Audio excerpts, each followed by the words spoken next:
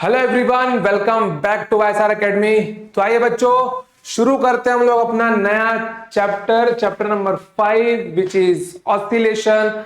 बहुत important chapter है बच्चों, बोर्ड्स के अंदर ये आपके 4 मार्क्स कैरी करता है। ठीक है, तो ये चैप्टर आपका 4 मार्क्स कैरी करता है और ये चैप्टर बहुत सिंपल है। इस चैप्टर में से जो कंफर्म से कंफर्म क्वेश्चन है कि अगर इस चैप्टर से क्वेश्चन बना तो वो बन सकता है एनर्जी के प्रूफ के ऊपर। ठीक है, जो किसके ऊपर? एनर्जी के प्रूफ के ऊपर, या फिर डिफरेंशियल इक्वेशन ऑफ एसएचएम और डिस्प्लेसमेंट, वेलोसिटी एंड एक्सेलरेशन के फॉर्मूला के डेरिवेशंस। ये इतने इंपॉर्टेंट है कि आपको चांसेस रहेगी यहां से क्वेश्चन बनने ही चाहिए, वो भी कम से कम 3 नंबर के क्वेश्चन। समझ गए बच्चों? तो ये चैप्टर बहुत ही अच्छा है। हाँ, हालांकि यहाँ पे एक हायरार्की फॉलो होती है बच्चों की, ऑसिलेशन पढ़ने के बाद में ही आपका नंबर लगने वाला है सुपर पोजिशन ऑफ वेव का। किसका बच्चों? सुपर पोजिशन ऑफ वेव का। और उसके बाद में नंबर आएगा वेव ऑप्टिक्स का। तो हम लोग सीरीज वाइज ही जाएंगे इसके अंदर, बहुत अच्छा टॉपिक है। ठीक है, तो आइए शुरू करते हैं हम लोग ऑसिलेशन। जैसे कि बच्चों की डिमांड थी कि sir super position of wave लेके आओ। बच्चों बिना इसके वो ला ही नहीं सकते हम लोग, ये आना जरूरी है। समझ गए?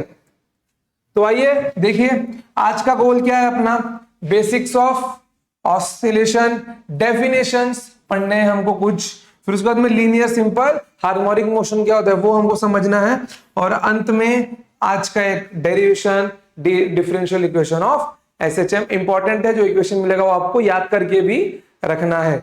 चलिए, तो आइए बच्चों स्टार्ट करते हैं। ठीक है, ये आपके टेक्स्ट बुक में स्टार्टिंग में कुछ क्वेश्चंस दिए हुए हैं। अगर आप लोग टेक्स्ट बुक अगर रीड करने के हैबिट है आपको तो बहुत अच्छी बात है बच्चों, आपको गाइड वगैरह लेकर रट्टा मारने की जरूरत नहीं पड़ेगी भाई आंसर क्या लिखना है। ठीक है, टेक्स्ट बुक की एक एक लाइन, जहां से चैप्टर शुरू हुआ और जिस लाइन तक चैप्टर जाके खत्म हुआ है, एक एक लाइन आपकी पढ़ी हुई होनी चाहिए। समझ गए? अगर आप इतना काम करते हो तो डेफिनेटली आपको बोर्ड में या सीईटी में फोड़ने से कोई नहीं रोक सकता। ठीक है, तो ये कुछ क्वेश्चंस है यहाँ पे, इनको आप लोग देख लो एक बार, और इनके आंसर्स धीरे धीरे मैं आपको बीच बीच में देता रहूंगा। ठीक है, हालांकि ये सब आपको पता होने चाहिए क्योंकि ये सब क्लास 11th में आपके हो गए हैं। ठीक है, चलिए तो आइए शुरू करते हैं। तो देखिए यहां पर कुछ टर्म्स है जो हमको सबसे पहले सीखने की जरूरत है। सबसे पहले क्या लिखा गया है? पीरियोडिक। ये क्या होता है बच्चों? A motion in which particle repeats its path in same interval of time. मतलब क्या बोल रहा हूं, सपोज करो कि अगर कोई पार्टिकल एक पाथ पे चल रहा है, ठीक है, और अगर उसको उस पाथ पे जाने के लिए मान लो लगे 2 मिनट का टाइम लगा, वो अगले 2 मिनट में फिर से उसी पाथ पे चल रहा है। समझ गए? उसको मैं क्या बोलूंगा? पीरियोडिक मोशन बोलूंगा। बेस्ट एग्जांपल क्या है बच्चों? कि एक पार्टिकल है जो सर्कुलर मोशन परफॉर्म कर रहा है, ठीक है, वो फिर से उतने ही टाइम में अपना पाथ रिपीट करेगा, फिर रिपीट करेगा, फिर रिपीट करेगा। इसको मैं क्या बोलूंगा? यूनिफॉर्म सर्कुलर मोशन बोलूंगा। समझ गए? कोई प्रॉब्लम नहीं। तो पीरियोडिक मोशन का मतलब क्या हो गया बच्चों? क्या हो गया? देखो, a motion in which particle repeats its path in same interval of time. ठीक है, चलो फिर इसके बाद में अगला आपका आता है ऑसिलेशन। ऑसिलेशन क्या होता है बच्चों? ये होता है पीरियोडिक मोशन लेकिन फ्रॉम अबाउट मीन पोजीशन, जो अपनी मीन पोजीशन के अबाउट ही मोशन परफॉर्म करता है। सपोज करो कि यहां पर आपके पास एक स्प्रिंग है, ठीक है बच्चों, और यहां पर आपने एक ब्लॉक लगाया हुआ है मास m का। सपोज करो मैं कुछ फोर्स F लगाकर इसको आगे लेके जाता हूं। ठीक है बच्चों, मैं कुछ फोर्स F लगाकर इसको आगे लेके जाता हूं। कैसे लेके जाऊंगा? ध्यान से देखना। मैं कुछ फोर्स लगाकर उसको यहां तक लेके आया, ठीक है, कोई प्रॉब्लम है यहां पर? नहीं हुआ। अब यहां से मैंने इसको रिलीज कर दिया, ये है इसकी मीन पोजीशन, ठीक है बच्चों, ये है इसकी मीन पोजीशन। दूसरा रंग लेता हूं यार, ये है इसकी मीन पोजीशन।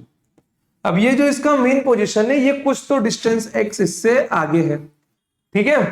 बट ध्यान देना, जब यहां से मैं इस ब्लॉक को रिलीज करूंगा तो ये वापस रिटर्न यहां पे आएगा, फिर यहां पे ये क्या होगा, वापस यहां पे जाएगा। मतलब ये क्या होगा, पहले वहां से निकलते ही अपनी मेन पोजीशन पे आया, फिर जाएगा और आगे, मतलब पीछे की ओर। तो यहां पे ये स्प्रिंग क्या होगा, कंप्रेस होगा बच्चों। स्प्रिंग क्या होगा यहां पर, स्प्रिंग क्या होगा बच्चों, यहां पर स्प्रिंग आपका कंप्रेस होगा। स्प्रिंग क्या होगा आपका, कंप्रेस हो जाएगा ना, बस। तो यही है टू एंड फ्रो, आगे पीछे वाला मोशन, ठीक है। आगे पीछे वाला फॉरवर्ड एंड बैकवर्ड मोशन को मैं क्या बोलूंगा, टू एंड फ्रो बोलूंगा। और यही मोशन होता है अबाउट देयर मीन पोजीशन। तो oscillation, a periodic motion about mean position, मतलब वो उतने ही टाइम में टू एंड फ्रो किए जा रहा है। समझ गए, कोई दिक्कत यहां पर नहीं। चलिए, बेस्ट है यार, बहुत बेस्ट है। चलो देखो यहां पर, अबे मिटाना था मेरे भाई। चलो अब देखो यहां पर, अब एक टर्म है सिंपल हार्मोनिक मोशन। भैया इसी को अपने को बहुत अच्छे से पढ़ना है पूरे चैप्टर में, ठीक है, बहुत अच्छे से पढ़ना है। हाँ, आपके टॉपिक में, पूरे टेक्स्ट बुक में, मतलब इस टॉपिक में एक यूजलेस चैप्टर है जो है डैम्प्ड ऑसिलेशन। मतलब कि वो इतना यूजलेस है कि आज तक सीटी में सवाल नहीं बने उससे, ठीक है, बिल्कुल नहीं बनते हैं। हाँ, बट आपको एक बार पढ़ के लेना है, क्या पता मे भी सवाल बन जाए। तो उसका जो थ्योरी है वो पता रहना चाहिए। अगर उससे सवाल आता भी है तो थ्योरी बेस्ड आएगा, न्यूमेरिकल बेस्ड कभी नहीं आने वाला, ठीक है। तो देखो यहां पर सिंपल हार्मोनिक मोशन क्या होता है, ठीक है बच्चों। It is an oscillatory motion, it is an oscillatory motion, it is an oscillatory motion with small amplitude. ध्यान से रखना, ये बात ध्यान में रखना जो मैं यहां पे लिख रहा हूं, with small amplitude, with small amplitude and energy is conserved, and energy is conserved.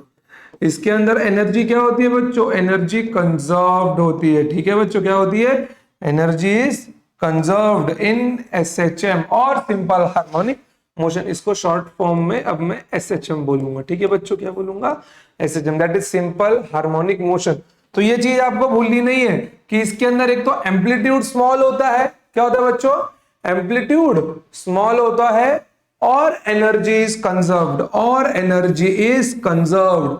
फिर से बोलो, एसएचएम में क्या होता है, एम्पलीट्यूड स्मॉल होता है and energy is conserved, and energy is conserved, ठीक है बच्चों। आ जाओ, तो एक काम करते हैं, छोटा सा पाई चार्ट में आपको यहाँ पे बना के दिखा देता हूं। सपोज करो अगर पीरियोडिक मोशन है, ठीक है, अगर कोई मोशन पीरियोडिक है तो उस पीरियोडिक मोशन के लिए दो चीजें पॉसिबल है कि वो मोशन कैसा हो सकता है, कि वो मोशन कैसा हो सकता है। सबसे पहला, अबाउट देयर मीन पोजीशन, ठीक है बच्चे, अबाउट देयर मीन पोजीशन, कोई दिक्कत इसके अंदर नहीं। दूसरा क्या है, not about their mean position, not about their mean position, जगह बनाओ यार, थोड़ी घसकाओ इसको यहां पर, not about their mean position, ठीक है। चलो अब देखो यहां पर, अब इसके एग्जांपल्स लेते हैं। About their mean position, about their mean position में क्या बोल सकता हूं बच्चों, ऑसिलेशन हो रहा होगा। और पीरियोडिक मोशन में क्या होता है बच्चों, टाइम पीरियड इज कांस्टेंट, समझिए, time period is constant. About their mean position में क्या आ जाएगा यहां पर, ये अपने को मिल जाएगा ऑसिलेशन। ऑसिलेशन क्या होता है, oscillation is about their mean position. और which is not about their mean position, आप लोग एग्जांपल में क्या लिख सकते हो यार, एग्जांपल में यहां पे बन जाएगा आपके पास सर्कुलर मोशन, क्या बन जाएगा, सर्कुलर मोशन। और अगर और अच्छे से बताना चाहते हो यार, तो इसके अंदर भी कौन सा, यूनिफॉर्म सर्कुलर मोशन, कौन सा बच्चों, uniform circular motion. Uniform circular motion इसलिए है क्योंकि वो एक चक्कर उतने ही टाइम पीरियड में उतने ही स्पीड कांस्टेंट स्पीड के साइड में कवर करता है। समझ गए। अब ऑसिलेशन में भी दो टाइप बन सकते हैं यार अपने आगे जाके, ठीक है। ऑसिलेशन में भी बन सकते हैं। कौन कौन से बन सकते हैं ध्यान से देखना, कौन कौन से बन सकते हैं ध्यान से देखना। ऑसिलेशन में बन सकता है विद लार्ज एम्पलीट्यूड, ठीक है, विद लार्ज एम्पलीट्यूड वाला एक, कोई प्रॉब्लम इसके अंदर नहीं। और एक क्या बन सकता है बच्चों, विद स्मॉल एम्पलीट्यूड। क्या बन सकता है, विद स्मॉल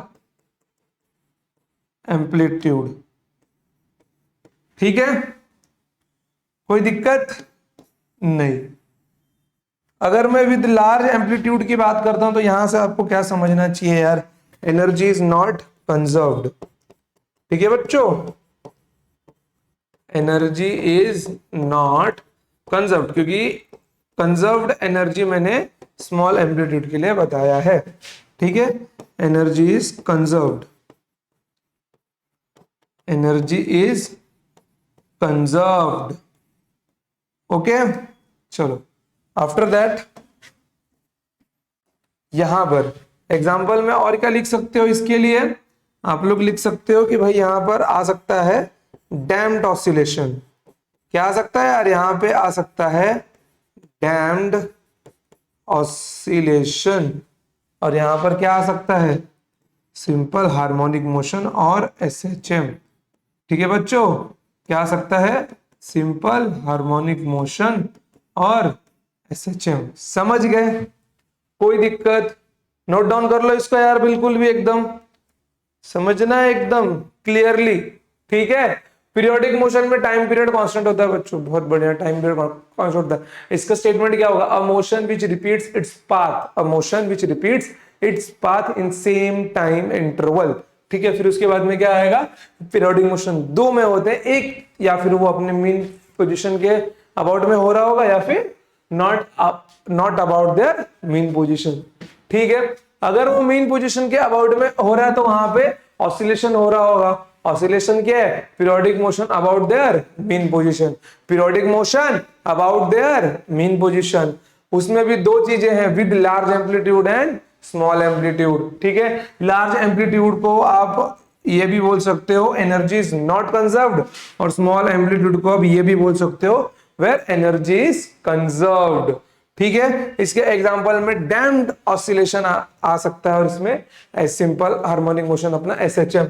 अब यहाँ पे not about their main position में एग्जांपल अपना होगा सर्कुलर मोशन। उसमें भी अगर और अच्छे से बोलना चाहूँ तो मैं क्या बोल सकता हूँ, नॉन यूनिफॉर्म सर्कुलर मोशन। समझ गए, कोई दिक्कत, कोई प्रॉब्लम नहीं। चलिए आगे जरा देखिए, यहाँ पे क्वेश्चन लिया गया है 3.1 से कंफ्यूज मत हो ना, ये जो मैं सिखा रहा हूं उसमें ये थर्ड चैप्टर है, ठीक है। Circular motion is an example of, circular motion is an example of, क्या सर्कुलर मोशन पीरियोडिक है, क्या नॉन पीरियोडिक है, या फिर ऑसिलेशन है, या फिर may be periodic non periodic. भाई साहब एक चीज ध्यान रखना कि सर्कुलर मोशन ऑसिलेशन तो नहीं है, क्योंकि ऑसिलेशन होता है अबाउट देयर मीन पोजीशन और circular motion about their centre होता है, सेंटर ऑफ द मोशन मतलब सेंट्रल पॉइंट, ठीक है। चलो पीरियोडिक और नॉन पीरियोडिक में आंसर अपना होगा मिक्स होगा, मे बी पीरियोडिक और नॉन पीरियोडिक, ठीक है बच्चों, मे बी पीरियोडिक और नॉन पीरियोडिक। क्यों, क्योंकि सर्कुलर मोशन के दो भाई बहन है, ठीक है। कौन कौन से, एक तो आपका आता है यूसीएम और एक आता है नॉन यूसीएम, ठीक है। यूसीएम में क्या होता है यार, रोटेशनल याद करो, time and speed are constant, time and speed क्या होते हैं, कांस्टेंट होते हैं। यहां पर क्या होगा, time and speed are variable, ठीक है बच्चों, time and speed are variables. क्या होगा, time and speed are variable, time and speed are variable. Clearly समझ गया, इतना कोई प्रॉब्लम है नहीं। चलो बढ़ते हैं आगे। देखो यहाँ पे मैंने कुछ स्टेट ट्रू एंड फॉल्स लिखे हुए हैं, इनका आपको आंसर देना है। Periodic motion must be an oscillatory motion. अरे नहीं ना भाई, वो दो में होता है, अबाउट देयर मीन पोजीशन और not about their mean position. तो यहाँ पे क्या मिल जाएगा भाई, यहाँ अपने को मिल जाएगा फॉल्स। ठीक है, पीरियोडिक मोशन में भी ऑसिलेटरी मोशन, पीरियोडिक मोशन में भी ऑसिलेटरी मोशन, या definitely it is true, it is true. Oscillatory motion must be periodic, definitely यार oscillatory motion is must be periodic. ठीक है, एसएचएम मस्ट बी पीरियोडिक, क्या SHM को भी पीरियोडिक होना होगा, डेफिनेटली ट्रू।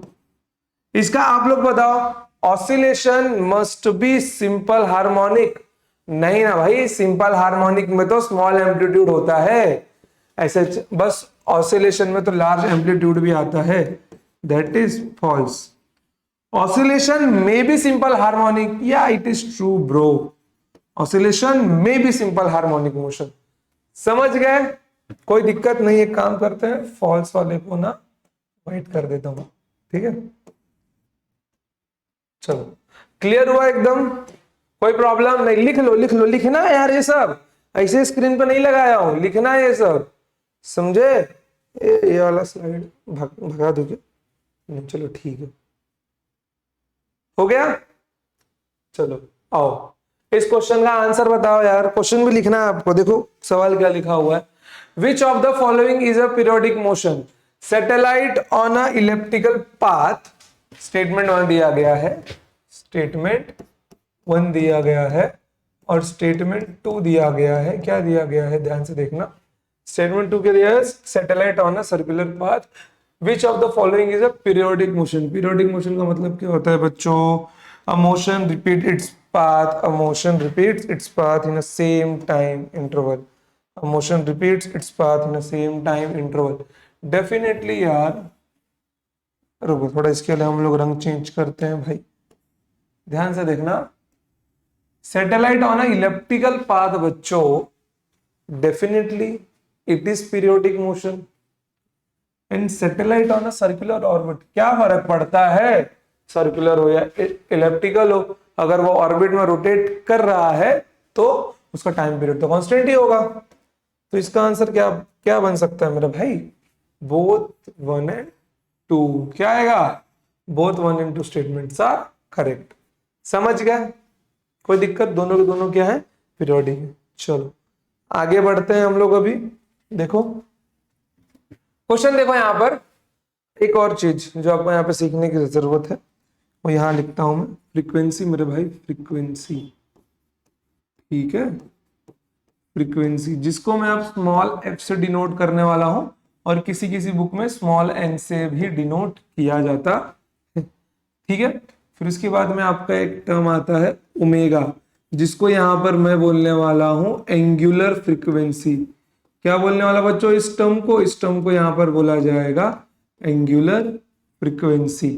ठीक है, अब ध्यान देना कि फ्रीक्वेंसी क्या होता है बच्चों, फ्रीक्वेंसी होता है इनवर्स ऑफ टाइम पीरियड। क्या होता है बच्चों, frequency is the inverse of time period. चलो ठीक है, और इसका यूनिट क्या आता है बच्चों, इसका यूनिट आता है पर सेकेंड। ठीक है, और डायमेंशन क्या आएगा इसका बच्चों, इसका डायमेंशन आएगा T-1। चलिए सवाल देखिए, a nurse in a hospital noted for a patient the heart was beating 75 times पर मिनट। 75 टाइम्स पर minute, find its frequency and time period. भाई फ्रीक्वेंसी मिल गई तो टाइम पीरियड के लिए उसको उल्टा कर दो, टाइम पीरियड मिल जाता है तो फ्रीक्वेंसी के लिए उसको उल्टा कर दो। दोनों में से कुछ ना कुछ तो मिलना ही चाहिए अपने को, डेफिनेटली मिलना चाहिए, और मिलेगा भी। देखना यहां पर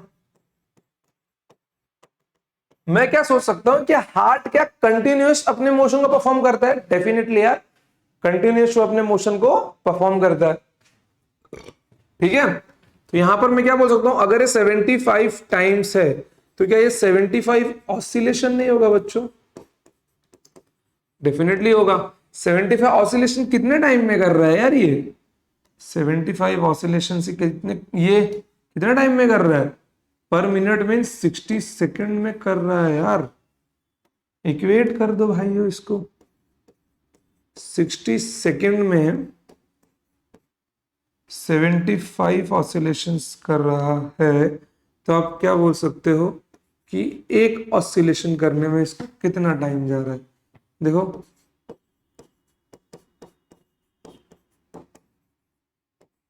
एक ऑसिलेशन करने में इसको जा रहा है 60/75 सेकेंड। ठीक है, देख रहे हो कि नहीं? एक ऑसिलेशन करने में कितना टाइम जा रहा है इसको? 65-70 सेकेंड्स। तो यहाँ पे कितना मिल जाएगा? 15 चौक 60, 15 बचे 75।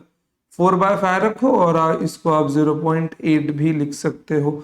0.8 क्यों? 1/5 होता है 0.2, 0.2 इंटू 4 इट इज 0.8। मैंने बोला था फ्रैक्शंस आपको याद होने चाहिए। चलो, तो यहाँ पर टाइम पीरियड तो मिल गया अपने को कि एक ऑसिलेशन 0.8 सेकेंड में हो रहा है। चलो, तो अब यहाँ पे फ्रीक्वेंसी निकालनी है। फ्रीक्वेंसी कैसे मिलेगा बाल को? फ्रीक्वेंसी मिल जाएगा 1 बाय टाइम पीरियड मीन्स 4/5 का उल्टा 5/4। ठीक है, क्या मिल जाएगा? 5/4 पर सेकेंड।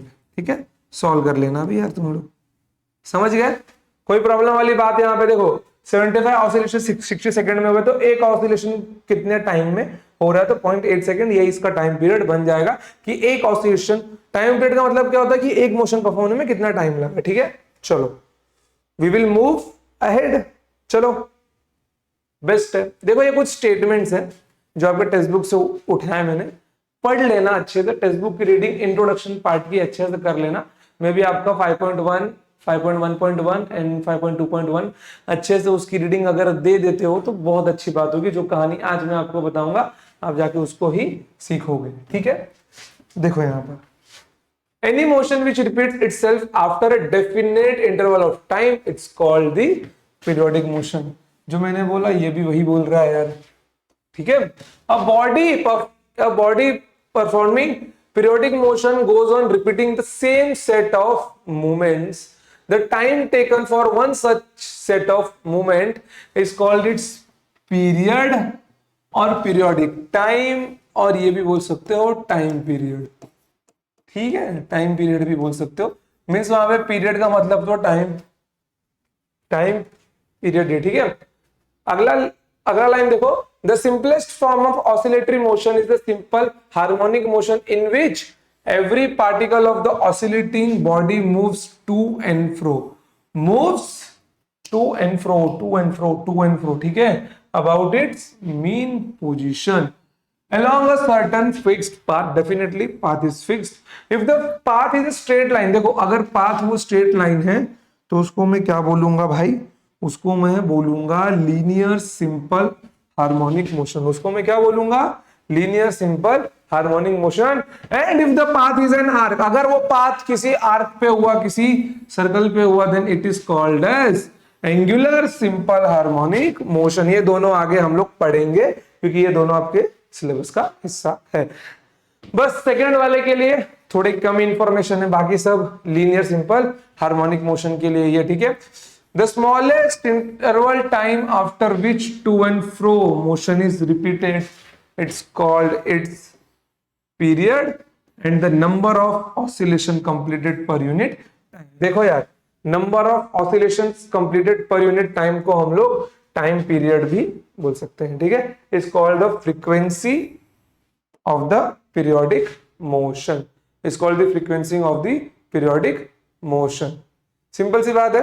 फ्रीक्वेंसी के लिए क्या बोल रहा है वो? देखो कहां गया? To and fro motion is repeated is called its period. ठीक है, टू एंड फ्रो जितनी बार रिपीट हुआ है। ठीक है, फिर उसके बाद में the number of oscillations per unit time, number of oscillations per unit time is called its frequency. मैं इसमें क्या बोल सकता हूं फ्रीक्वेंसी के लिए? Mean small n equals to number of oscillation per unit time is known as the frequency. ठीक है बच्चों, कोई प्रॉब्लम नहीं है। चलो बेस्ट है यार, ये बहुत आगे आ चुके हैं अभी हम लोग, उतना आगे अभी हमको जाना है नहीं। ठीक है चलो, अब देखो यहां पर, अब एक इंपॉर्टेंट चीज समझना आप लोग। ठीक है, सपोज करो, कौन सा लूं मैं, स्पीयर बन सकता है क्या यहां पर, ध्यान दो जरा, रुको।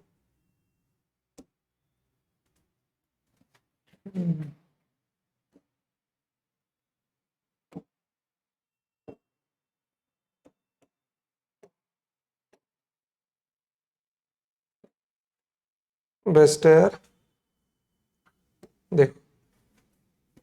ठीक है, सपोज करो मैंने ऐसी एक कटोरी ली है, लेकिन फिलहाल के लिए ऐसी लेता हूं, एक यहां पर और एक यहां पर। ठीक है, चलो देखो, मैंने ऐसी दो कटोरियां ली है, आपके सामने रखता हूं मैं। ठीक है, चलो फ्रेम में दिखाई दे रहा है, चलो बरोबर दिख रहा है, थोड़ा साइड में घिसका दूं बस। चलो दिख रहा है प्रॉपर। चलो देखो, अभी यहां पर मैं क्या कहना चाहता हूं, सपोज करो स्फीयर, ये नहीं लेता हूं, सर्कल ही लेता हूं। सपोज करो कि मैंने एक सर्कल का बॉल लिया है, मतलब मैंने एक बॉल लिया है स्पेरिकल शेप का, और मैंने उसको यहां पर रखा है एंड इट इज स्टेबल। ये क्या है, ये अभी स्टेबल है। ठीक है, तो मैं क्या बोल सकता हूं, ये अभी किस में है, इट इज इन इक्विलिब्रियम। ठीक है बच्चों, इट इज इन इक्विलिब्रियम। कोई प्रॉब्लम वाली बात है, बिल्कुल नहीं है। सपोज करो मैंने यही सेम बॉल उठा के अब इस वाले डायग्राम में रख दिया। ठीक है, और ये भी रेस्ट पे है अभी, तो इसके लिए भी मैं क्या बोल सकता हूं, it is also in equilibrium. It is also in equilibrium. ठीक है, कोई प्रॉब्लम नहीं, कोई प्रॉब्लम नहीं है यार, कोई प्रॉब्लम नहीं है, इट इज इन इक्विलिब्रियम। चलो देखो, अब यहां पे सपोज करो यहां से मैंने हल्का सा फोर्स दिया तो चुप। ठीक है, मैंने हल्का सा फोर्स दिया इसको, हल्का सा फोर्स मिलने के बाद में, हल्का सा फोर्स मिलने के बाद में ये इस ओर जाएगा। ठीक है, एक काम करता हूं, मैं इस साइड को बोल देता हूं पॉजिटिव, और इस साइड जो मोशन होगा उसको मैं बोल दूंगा निगेटिव। सेम ऐसा उसमें भी है। ठीक है, इस साइड वाले को पॉजिटिव, इस साइड वाले को निगेटिव। ठीक है, मेरी फोर्स की डायरेक्शन यहां थी, और डेफिनेटली मेरे डिस्प्लेसमेंट की डायरेक्शन भी यही होगी। मेरे, अबे यार, मेरे डिस्प्लेसमेंट डायरेक्शन यही होगी। तो अब ये बॉल कहाँ होगा बच्चों, अब ये बॉल यहाँ होगा, कुछ टाइम के बाद यहाँ होगा, कुछ टाइम के बाद यहाँ होगा। ठीक है, कोई दिक्कत नहीं, प्रॉब्लम नहीं। चलो देखो, मतलब जो डायरेक्शन मेरे एफ की थी वो वही डायरेक्शन मेरे एक्स की है। यहां से भी जब ये आगे निकलेगा, एफ और एक्स सेम डायरेक्शन में होंगे। ठीक है, एफ और एक्स सेम डायरेक्शन में होंगे। मान लो वही हल्का सा टुचुक वाला फोर्स मैं अगर यहां लगाऊं, तो यहां पर एफ है, तो डिस्प्लेसमेंट भी तो यही होगा, डिस्प्लेसमेंट भी तो यही होगा इस बॉल का, समझ गए, और इस ओर होता ही रहेगा उसका डिस्प्लेसमेंट। तो इसको देख के मैं क्या बोल सकता हूं बच्चों, क्या ये ट्रांसलेटरी मोशन जैसा परफॉर्म नहीं कर रहा है इक्विलिब्रियम के बाद में। पहले किस में था ये, इक्विलिब्रियम में था, बट उस इक्विलिब्रियम में जब मैंने इसको आगे फेंका तो ये रिटर्न नहीं आ रहा है। इक्विलिब्रियम में केवल तब तक है जब तक इसके ऊपर फोर्स नहीं लग रहा है। तो इस इक्विलिब्रियम को मैं क्या बोल सकता हूं यार, इस इक्विलिब्रियम को मैं क्या बोल सकता हूं, इस इक्विलिब्रियम को मैं बोल सकता हूं इट इज अनस्टेबल इक्विलिब्रियम। क्या बोल सकता हूं बच्चों, इसको मैं बोल सकता हूं अनस्टेबल इक्विलिब्रियम। हाँ, यहाँ पे माइनस एफ और माइनस एक्स आएगा। ठीक है, बट क्या डायरेक्शन तो सेम सेम ही है। ठीक है, अब यहां आते हैं, इसमें पार्टिकल कैसा मोशन परफॉर्म कर रहा है, ट्रांसलेटरी मोशन कैसा कर रहा है, ट्रांसलेटरी मोशन परफॉर्म कर रहा है। ठीक है, चलो कंफ्यूज मत होना थोड़ा सा भी। देखो यहाँ पर इस पार्ट की बात करते हैं, इसको मैं यहाँ फेंक देता हूं। चल बे, देखो यहाँ पे आओ।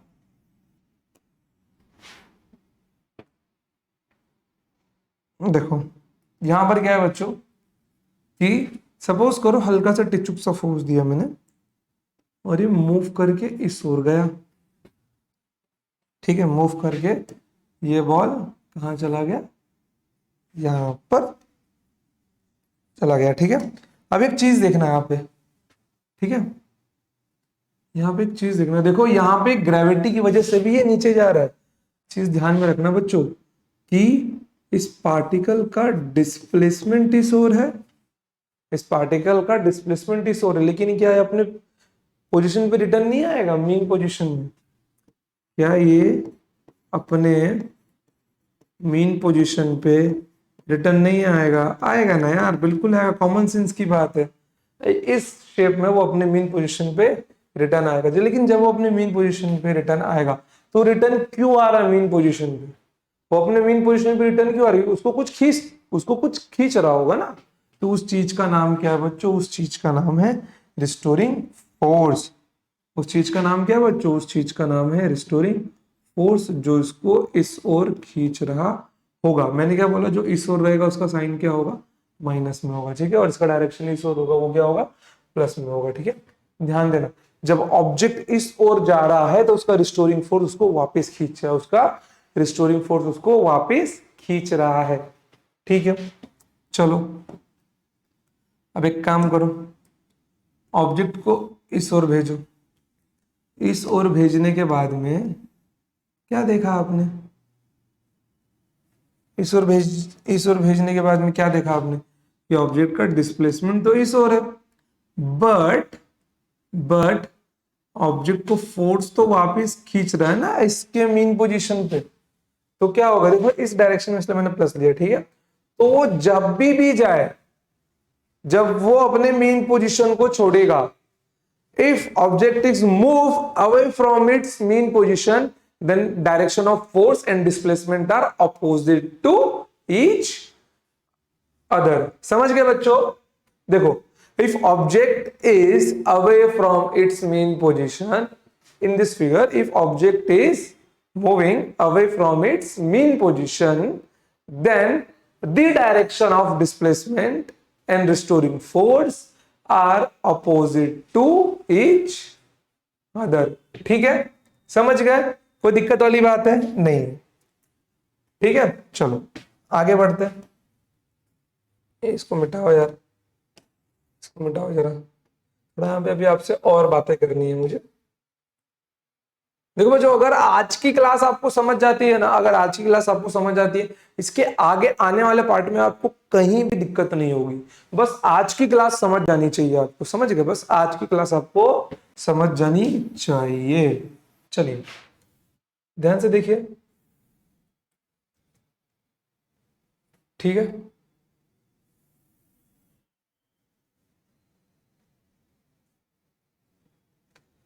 इतना समझ में आ गया आपको? तो यहाँ पे क्या क्या चीजें काम कर रही है बच्चों? यहाँ पे क्या क्या चीजें काम कर रही है? ये आपकी काम कर रही है यहाँ पे रिस्टोरिंग फोर्स। ठीक है बच्चों, क्या क्या काम कर रहा है यहाँ पर? रिस्टोरिंग फोर्स काम कर रहा है। चलिए इसको आप लोग ड्रॉ कर लीजिए। आइए अब एक और बात जो इंपॉर्टेंट है, ये इक्विलिब्रियम कैसा होगा? ये तो स्टेबल होगा ना। अगर वो अनस्टेबल है, अगर ये अनस्टेबल है बच्चों, तो ये आपका कैसा होगा? ये आपका स्टेबल होगा। It is unstable and it is stable. तो यहाँ पर क्या मिल गया आपको? स्टेबल इक्विलिब्रियम मिल गया है। ठीक है बच्चों, क्या मिल गया है? स्टेबल इक्विलिब्रियम मिल गया। नाउ क्या आप यहां पे ये नहीं बोल सकते हो motion is about their mean position, to and fro to and fro to and fro? ये इसका मीन पोजीशन है, आगे जा रहा है पीछे आ रहा है, आगे जा रहा है पीछे आ रहा है। तो अब इसको क्या बोल सकते हो भाई साहब? It is an oscillation. ये क्या है? ऑसिलेशन है। क्लियर हुआ एकदम?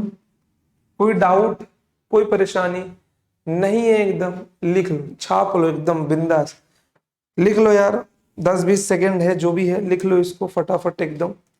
ठीक है, समझ गए? चलो आ जाओ। देखो यहां पर अब एक मेन चीज है जो आप लोग समझना।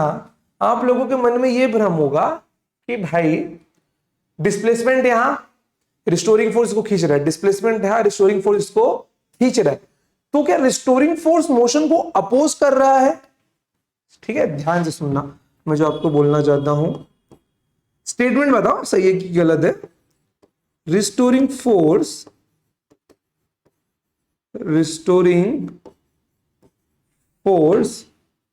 opposes the motion. Restoring force opposes the motion. True या फॉल्स? ठीक है बच्चों, ट्रू या फॉल्स? ट्रू या फॉल्स? बच्चों ये फॉल्स होगा। क्या होगा बच्चों? ये फॉल्स होगा। ठीक है, ये क्या होगा बच्चों? ये फॉल्स होगा। ठीक है, अब ऐसा क्यों? ध्यान से देखना, ध्यान से देखना। सपोज करो अब मैं वहां पे नहीं ले रहा हूं, ठीक है, ऑब्जेक्ट यहां जाना स्टार्ट किया +x, ठीक है, उसके रिस्टोरिंग फोर्स ने उसको यहां पे खींचा -f, ठीक है, बट जाएगा वो, पहुंचा एक पॉइंट पे, उसकी स्पीड 0 हुई तो वो डायरेक्शन चेंज करके रिटर्न आएगा ना। तो दूसरा सिनेरियो अपना क्या होगा बच्चों? दूसरा सिनेरियो अपना ये होगा कि ऑब्जेक्ट यहां पे रिटर्न आ रहा होगा, ठीक है, -x, और f की डायरेक्शन भी यही है -f। मतलब जो पहले अपोज कर रहा है वो सपोर्ट कर रहा है। तो ये स्टेटमेंट तो हमेशा सही नहीं होगा। क्या? Restoring force opposes the motion? Never. Restoring force never, मतलब अपोज करता है सर्टेन टाइम पीरियड है कि जब ऑब्जेक्ट की स्पीड यहां पे 0 होगी तो वो रिटर्न उसी के साथ में लग जाएगा। पहले डायरेक्शन क्या होगा? एक हिस्से के लिए अपोजिट होगा, एक हिस्से के लिए डायरेक्शन साथ में होगा। समझ गए? तो this statement is not always true. समझ ल? काही दिक्कत, काही परेशानी नहीं? चलो, तो यहां से एक चीज अपने को मिलता है यार। वो चीज क्या है बताओ सर? देख नहीं रहे हो? देख नहीं रहे हो? देख रहे हो ना? देख रहे हो कि नहीं देख रहे हो? देख रहे हो। तो यहां से मैं क्या बोल सकता हूं? f is directly proportional to -x, क्योंकि मेरे को x को प्लस में रखना है, सॉरी मेरे को f को प्लस में रखना है। तो मैं क्या बोल सकता हूं इसको? f और restoring force is directly proportional to negative of displacement. Restoring force is directly proportional to क्या बच्चों? Is directly proportional to negative of the displacement. Means ये है आपका मीन पोजीशन, ऑब्जेक्ट का डिस्प्लेसमेंट यहां होगा बट रिस्टोरिंग फोर्स उसको यहां खींच रहा होगा। समझ गए? कोई दिक्कत? ये क्या होगा अपना? SHM। क्या होगा बच्चों? ये ऐसे होगा। चलो अब लिख लो इसको, नोट डाउन कर लो यार क्लियरली एकदम। ठीक है, लिख लिया? चलो बेस्ट है यार। तो आज के लिए एक काम करते हैं बच्चों, हम लोग इतना ही रखते हैं। अभी अपना कौन कौन सा टॉपिक बाकी है इसके अंदर देखो। आज हमने जो भी किया है ना, आपके पास अगर आपका टेक्स्ट बुक हो, ठीक है, ये आपके टेक्स्ट बुक का ही प्रिंट है बच्चों, ठीक है, ध्यान से देखना। लीनियर सिंपल हार्मोनिक मोशन, आपके टेक्स्ट बुक में ये वाला डायग्राम दिया हुआ, ठीक है बच्चों। कौन सा वाला? ये वाला डायग्राम दिया हुआ है लीनियर सिंपल हार्मोनिक मोशन में। वही जो चीज मैंने आपको बताई है ये वही है। यहाँ पे एक, ठीक है, यहाँ पे एक ये फ्रिक्शनलेस सरफेस लिया गया और यहाँ पे एक स्प्रिंग लगाई गई है। ये एकदम सबसे फर्स्ट केस यही है, ठीक है, ठीक है, जब वो किसमें है? एट रेस्ट पे है, ठीक है। स्ट्रेच किया जाता है, ब्लॉक को डिस्प्लेसमेंट x आगे लिया जाता है, बट जैसे कि ये इसका क्या है? मीन पोजीशन है। ये क्या है? इसका मीन पोजीशन है। फ्रिक्शनलेस सरफेस है यहाँ पे, ठीक है बच्चों। तो यहाँ पे ध्यान से देखना, जब इसको आगे खींचता हूं तो रिस्टोरिंग फोर्स कहाँ खींच रहा होगा, इसको पीछे खींच रहा होगा, माइनस के पे मत जाओगी, सिर्फ इतना देखो, एस इस ओर है तो एफ आपका इस ओर होगा, ठीक है, कोई दिक्कत नहीं।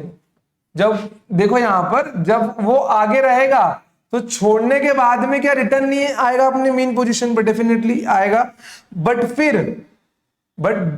फिर वो क्या होगा और अंदर चला जाएगा, कि मोशन क्या होगा, स्टार्ट हो गया है, तो एक्स यहां पे होगा इसका, बट फोर्स कहां लग रहा होगा, फोर्स उसको अपने मेन पोजीशन की ओर खींच रहा होगा। तो इनका रिलेशन कैसा है बच्चों, इनका रिलेशन है अपोजिट टू ईच अदर। इस केस को मैं स्ट्रेच बोलूंगा, इसको मैं कंप्रेस्ड बोलूंगा, समझ गए। और friction is and surface is friction less. एक बात ध्यान में रखना बच्चों, ये जितना डिस्टेंस आगे जाएगा, ठीक है, ये उतना ही डिस्टेंस पीछे जाएगा, न ज्यादा ना कम, दोनों डिस्टेंस क्या होंगे, बराबर होंगे। जितना आगे जाएगा उतना ही पीछे आएगा, जितना आगे जाएगा उतना ही पीछे आएगा, समझ गए। ध्यान से देखना, यहाँ पे एक रिलेशन मैं आपको देने वाला हूं, क्या हुआ यार, मैं मिटा देता हूँ इसको, रिलैक्स है। तो यहाँ पे क्या मिल गया मेरे को, एफ इज और restoring force is directly proportional to negative of the displacement. तो यहाँ पे कांस्टेंट आता है माइनस के एक्स, इसको मैं क्या बोल सकता हूँ, फोर्स कांस्टेंट और स्प्रिंग कांस्टेंट, आप लोग कुछ भी बोल सकते हैं, ठीक है बच्चों। तो ये आपको ध्यान में रखना है, ये relation, it is very much important, क्योंकि अपना जो अगला लेक्चर होगा वो यहीं से कंटिन्यू होगा। F इक्वल्स टू माइनस के एक्स, अगला लेक्चर अपना यहीं से कंटिन्यू होने वाला है, समझ गए, कोई प्रॉब्लम नहीं। इसको याद कर लो, इसको याद कर लो कि रिस्टोरिंग फोर्स और डिस्प्लेसमेंट का डायरेक्शन अपोजिट होता है। ये माइनस नेगेटिव साइन उस अपोजिट डायरेक्शन को शो करता है। जब ये साइन निकलेगा तो यहाँ पे के कांस्टेंट लगता है, क्या होता है, यहाँ पे के कांस्टेंट लगता है, समझ लो, कोई दिक्कत नहीं। चलो बेस्ट है यार, ठीक है, इसको नोट कर लो अच्छे से। अब देखना नेक्स्ट टाइम आपके लिए क्या होगा बच्चों, ठीक है, नेक्स्ट टाइम आपके लिए होगा डिफरेंशियल इक्वेशन, ठीक है। नेक्स्ट टाइम अपना बहुत सारा पार्ट हम लोग कवर करने वाले हैं, डिफरेंशियल इक्वेशन होगा बच्चों, और मेरी पूरी कोशिश रहेगी कि उसके अंदर मैं आपको एक्स, वी और a means displacement, velocity and acceleration का प्रूफ करवा दूं, ठीक है।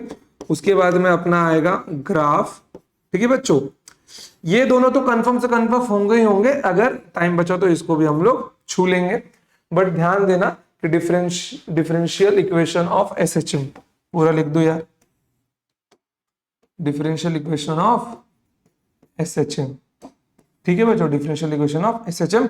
ये दोनों चीज अपनी नेक्स्ट टाइम होगी, और इतना रिवाइज करके आना, ठीक है बच्चों, इतना ना आप रिवाइज करके आना, ठीक है। चलिए तो मिलते हैं नेक्स्ट टाइम डिफरेंशियल इक्वेशन में। आज हमने केवल बेसिक देखा है, जितने भी डेरिवेशंस प्रूफ है सब हम लोग नेक्स्ट टाइम देखेंगे। बस आप लोग कंफ्यूज मत होना बिल्कुल भी, समझ गए, कंफ्यूज मत होना बिल्कुल भी, समझ गए। चलिए तो आज के लिए इतना ही, मिलते हैं next time, till then tata, जय हिंद, जय भारत, लव यू ऑल।